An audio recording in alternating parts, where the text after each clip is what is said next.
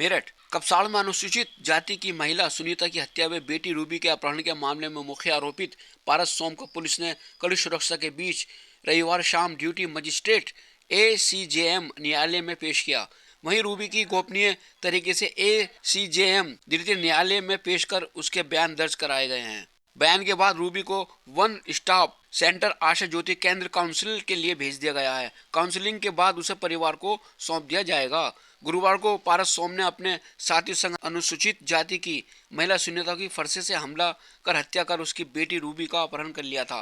Police ने शनिवार शाम पारस और रूबी को रुड़की के पास चूड़ीवालान रेलवे स्टेशन से बरामद किया था। दोनों ट्रेन से हरिद्वार जा रहे थे। रविवार दोपहर पुलिस ने जिला अस्पताल में पारस में महिला अस्पताल में रूबी की डॉक्टरी परीक्षण कराया। इसके बाद रूबी को लेकर ACJM द्वितीय नम्रता सिंह के न्यायालय में ले जाया गया। बंद कमरे में उससे बयान दर्ज कराकर वन स्टॉप सेंटर आशा ज्योति केंद्र भेज दिया गया है। वहां उसकी काउंसलिंग की जाएगी। कड़ी सुरक्षा में CO सल्दना Ashutosh Kumar, CO civil lines Abhishek Tiwari ने पारस को शाम को ACJM सप्तम सावन कुमार के न्यायालय में पेश किया। न्यायालय ने उसे 14 दिन की न्यायिक हिरासत में जेल भेज दिया है। ऐसा क्या है उस गांव में जिसको छिपाया जा रहा है?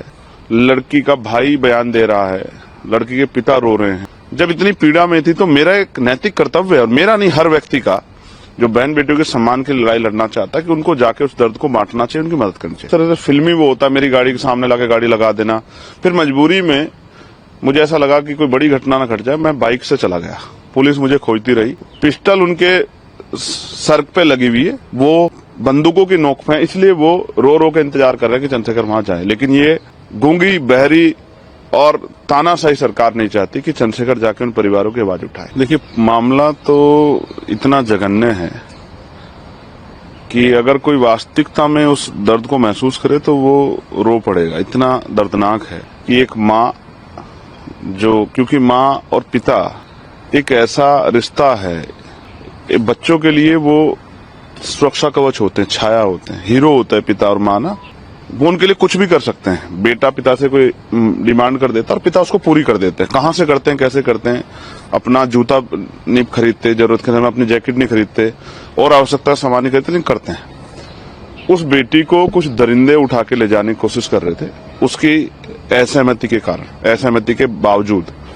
तो एक माँ ने, जैसा हमेशा होता है भारत की संस्कृति में कि माँ अपने बच्चों की रक्षा के लिए आगे आती, माँ आगे आई और मुकाबला जब करने लगी तो उन दरिंदों ने उस माँ को धारदार हथियारों से उनका सर कुचल दिया। उस बेटी को वो अगवा करके ले गए और उस माँ को जो है उसकी निर्मम हत्या कर दी। सभ्य समाज में किसी भी जाति धर्म के लोग हों, चाहे वो मेरठ के हों, उत्तर प्रदेश के, देश के जिन लोगों ने देखा, जिनके घर में बेटियां, उन सारी माओं को तकलीफ हुई होगी कि इस तरह का जघन्य अपराध की कोई उससे सहमति उस पर दर्ज नहीं करा सकता है। हर माँ को, हर पिता को, हर भाई को चिंता हुई होगी कल उसकी बहन के साथ ना हो जाए, कल उसकी बहन के सम्मान के साथ ये ना हो जाए। हर माँ को दर्द हुआ होगा और हर माँ ने इस पीड़ा को महसूस किया होगा। क्योंकि जिस तरह के हमारे सूत्रों से पता लगा कि बेटी गुंडों के पास ही थी, अपराधियों के पास ही थी, तो मुझे डर है कि उस बेटी से जबरन उसको डरा के उसके अपने फेवर में बयान न दिलवा दी जाए। इसलिए मेरी मांग है कि उस बेटी को एक बार परिवार से मिलाया जाए, क्योंकि उस बेटी को नहीं पता क्या क्या हो गया है। उस बेटी की जानकारी में नहीं है, उस बेटी को क्या बीत रही है, वो किस सिचुएशन में, उसको कितना डराया गया है।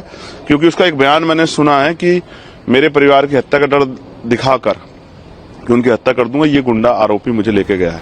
दोस्तों, आज बस इतना ही। बाकी फिर लेकर आते हैं आपके लिए नई नई ताजी खबरें। तब तक बने रहिएगा अपने चैनल स्टार टाइम्स लाइव के साथ।